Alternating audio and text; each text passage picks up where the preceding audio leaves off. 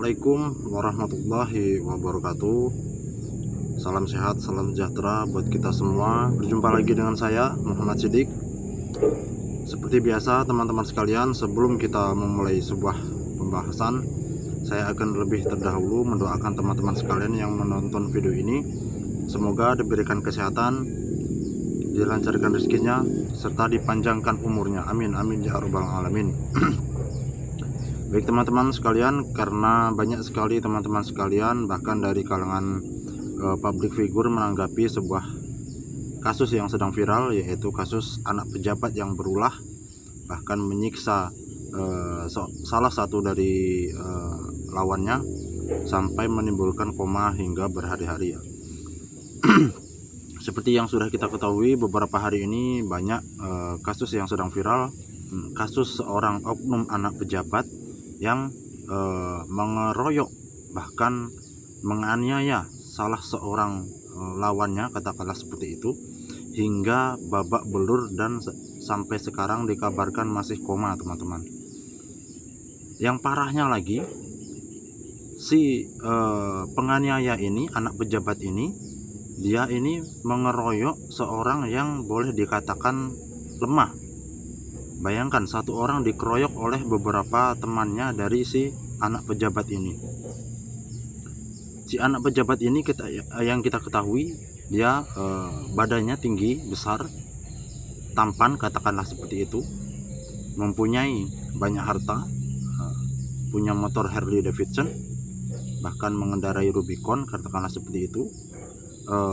Wajahnya juga tampan. Namun karena laporan dari pacarnya, dia mengeroyok David, anak daripada salah satu petinggi dari GP Ansor. Dan parahnya lagi, si oknum anak pejabat ini itu tidak menganalisa dulu. Si ceweknya melaporkan seperti ini seperti itu, kemudian si anak oknum pejabat ini langsung mendatanginya dengan mengeroyoknya, bahkan sampai pingsan. Saya ketika melihat videonya itu sangat shock sekali teman-teman. Bagaimana tidak, orang yang sudah tidak sadarkan diri, sudah katakanlah pingsan seperti itu, masih dipukuli, masih diinjak-injak kepalanya sampai tragis. Dan yang paling tragis adalah si ceweknya ternyata psikopat juga teman-teman. Si cewek daripada anak oknum pejabat ini malah merekam aksi-aksi saat si oknum anak pejabat ini mengeroyok si David tersebut teman-teman. Dan yang parahnya lagi, si ceweknya ini dia sempat selfie ketika si David ini sudah tidak sadarkan diri. Maksudnya biar apa seperti itu? Apakah dikira biar keren, biar berkuasa, atau seperti apa itu? Kita tidak tahu apa yang ada di pikiran si cewek tersebut teman-teman. Saya katakan di sini, Anda sangat tidak bermanusiawi sekali. Anda berani mengeroyok, Anda berani memvideokan, Anda berani berselfie di hadapan orang yang sudah tidak sadarkan diri, dan bahkan Anda berani menyepelekan anak tersebut. Jika Anda memang bermental pemberani, oke, fight aja 1 lawan 1, itu tidak masalah. Kalah ataupun menang itu urusan terakhir, jika Anda memang mempunyai mental dan bernyali. Ini Anda sudah mendatanginya, mengeroyoknya, bahkan sudah tidak sadarkan diri, masih Anda injak-injak kepalanya. Anda sudah benar-benar tidak waras sekali. Anda sangat mentang-mentang anak pejabat, Anda berani berbuat semena-mena terhadap orang lain. Oke, harta kekayaan orang tua Anda banyak, kekuasaan orang tua Anda banyak, tapi ingat, itu hanyalah orang tua, bukan kekuasaan Anda, bukan harta Anda. Ingat di situ.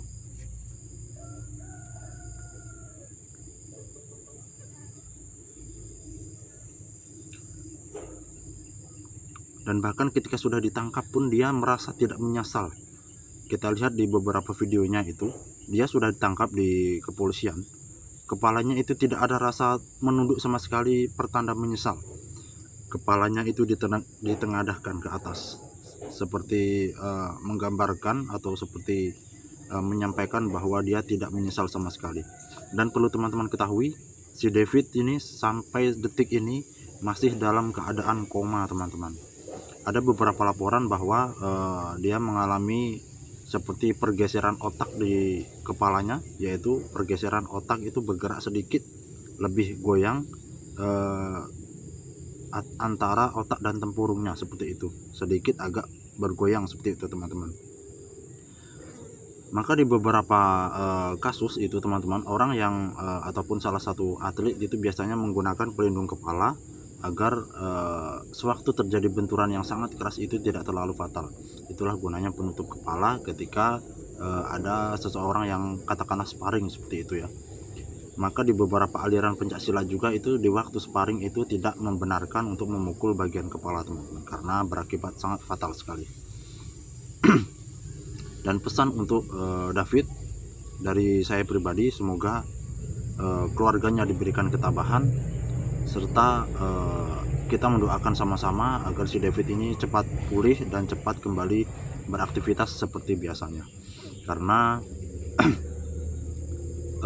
bagaimanapun, dengan alasan apapun, hal yang dilakukan oleh anak oknum pejabat itu tidak dapat dibenarkan sama sekali, teman-teman, karena ini merupakan kasus tindakan kriminal. Dan yang lebih parahnya lagi, kasus ini berawal dari hanya karena urusan percintaan, katakanlah seperti itu. Si anak oknum pejabat ini mendapatkan berita atau sesuatu yang mungkin tidak mengenakan dari pacarnya, melaporkan bahwa si David ini katanya seperti ini. Lalu si anak oknum pejabat ini mendatangi si David dengan membawa rombongannya. Sangat tidak fair sekali ya. Mungkin sudah tidak waras sekali ini anak si oknum pejabat ini, mentang-mentang punya kekuasaan orang tuanya, mentang-mentang punya uang banyak, dia berani berbuat seperti itu. Yang bahkan lebih konyol lagi, ketika si David ini sudah tidak sadarkan diri, malah diinjak-injak lagi kepalanya, malah dipukuli lagi, diinjak-injak kepalanya. Maksudnya biar apa coba? Apa biar mampus kalian? Atau biar apa sekalian? Sudah jelas si oknum ini memang tidak mempunyai jiwa laki-laki, teman-teman. Jika memang dia mempunyai jiwa laki-laki, dia tidak akan menganiaya orang yang sudah tidak sadarkan diri, orang yang sudah tidak dapat melawan, dan tidak akan melakukan tindak pengeroyokan. Sekali lagi, hal ini tidak dapat dibenarkan. Kita simak ataupun ayo kita kawal bareng-bareng kasus ini, kelanjutannya akan seperti apa. Semoga hal seperti ini tidak terjadi di kemudian hari. Apalagi kasus ini sempat viral di beberapa media sosial.